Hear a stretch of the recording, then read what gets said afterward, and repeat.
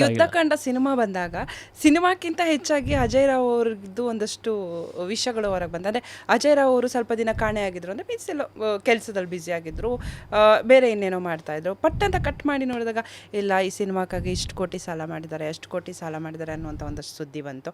ಇನ್ನೊಂದು ನೋಡಿದಾಗ ಆ ಪಾಪು ನಿಮ್ಮ ಮಗಳು ಅಳೋದು, BMW ಕಾರ್ ಸೇಲ್ ಮಾಡೋದು ಎಲ್ಲ ಒಂಥರ ಸಿನಿಮಾಕ್ಕಿಂತ ಜಾಸ್ತಿ ಇದೇ ಸುದ್ದಿ ಆಯ್ತಲ್ಲ ಸರ್. ಅದೇ ದುರಂತ. ನನಗೆ ಗೊತ್ತಾಗ್ತಾ ಇಲ್ಲ, ಅದೇ ದುರಂತ. ಈಗ ಕಾರ್ ಮರೆಯೋದು ಕಷ್ಟಕ್ಕೆ ಅಂತ ಯಾಕೆ? ಅದು ಹಂಗೆ ಏನೇ ಸಾವಿರ ಕಾರಣ ಇರ್ಬೋದು. ನಾನು ಕೊಟ್ಟ ಹೇಳಿಕೆಯಿಂದ ಅದು ಆಗಿದ್ದಲ್ವಲ್ಲ. ನಾನು ಯಾವತ್ತಾದ್ರೂ ಹೇಳಿದ್ದೀನಿ ನಾನು ಕಷ್ಟಕ್ಕೆ ಮಾರಿದ್ದೀನಿ ಅಂತ? ನಾನು ಆ ಥರ ಹೇಳಿದ್ದಲ್ವಲ್ಲ ಅಂತ. Car was for sale. ಇವಾಗ ಅದಾದಮೇಲೆ ನಾನು 2 ಕಾರ್ ಸೇಲ್ ಮಾಡಿದ್ದೀನಿ. ಓಕೆ.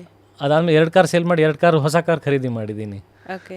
ನನ್ನ ಮನೇಲಿ BMW ಕಾರ್ ಸೇಲ್ ಮಾಡಿದ್ಮೇಲೆ ಅಂದರೆ ಅದು ಅಲ್ಲ, ಕಾರ್ ಸೇಲ್ ಮಾಡೋದು ತಗೊಳ್ಳೋದು ನಡೀತಾನೆ ಇರುತ್ತೆ, ಪ್ರತಿಯೊಬ್ಬರ ಜೀವನದಲ್ಲಿ ನಡೀತಾನೆ ಇರುತ್ತೆ. ಅದು 10 ವರ್ಷದ ಹಳೆ ಬಂದಾಗ ಅದು ಕಾರ್ ಕೊಟ್ಟಾಗ ಅವತ್ತು 10 ವರ್ಷದ ಹಳೆ ಕಾರ್ ಅದು. ಮಗುವಿಂದ ಒಂದು ಚಾಕ್ಲೇಟ್ ಕಿತ್ಕೊಂಡಾಗೂ ಅಳತ್ತೆ ಅಲ್ವಾ? ಸೊ ಅವಳಿಗೇನು ಓಪನ್ ಟಾಪಲ್ಲಿ ನಿಂತ್ಕೊಂಡು ಓಡಾಡಬೇಕು ಆ ಥರದ್ದೆಲ್ಲ ಒಂದು ಆ ಥರ ಕನಸುಗಳು ಆಸೆ ಇತ್ತು, ಬಿಟ್ಟರೆ ಬೇರೆ ಏನೇ ಅನ್ನಲ್ಲ. ಅದು ನಾನು ಮತ್ತೆ ಬೇರೆ ಎಲ್ಲ ಅವಳಿಗೆಲ್ಲ ತಂದು ಕೊಟ್ಟಿದ್ದೀನಿ ನಾನು.